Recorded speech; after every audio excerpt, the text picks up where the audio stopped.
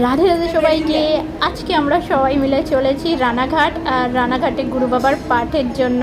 তো আজকে সকাল থেকে প্রচুর প্রচুর প্রচুর বৃষ্টি হচ্ছে। আমরা ভোরবেলা 5টার সময় রওনা হয়েছি, আর এখন শিয়ালদা স্টেশনে থেকে রানাঘাটে লোকালে উঠে পড়েছি। আর এই যে টাইম পাস করার জন্য সব লুডো দাবা সব কিছু চলছে ট্রেনের মধ্যেই। আর স্টেশনে নামা হলো রানাঘাট থেকে। ওখান থেকে অটোতে করে সোজা আমাদের গন্তব্যস্থলে পৌঁছে গেছি। আর আমি গিয়ে দেখলাম ওখানে প্রচণ্ড খুব সুন্দর করে সাজাচ্ছে ওরা বাবার মঞ্চটা, যেখানে বাবা বসে পাঠ করবে।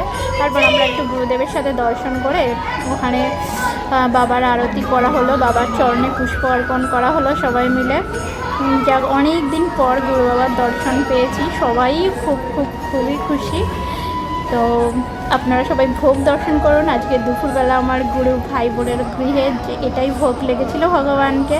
তারপর আমরা সবাই মিলে প্রচুর আনন্দ করছি, আর প্রসাদ পাওয়া হলো। তো এখানে এসেছিলেন সুশোভন চক্রবর্তী মহাশয়, উনিও খুব সুন্দর ভাগবত পাঠ করেন, আর উনি বাবাকে, আমাদের গুরু বাবাকেও প্রচুর মানেন।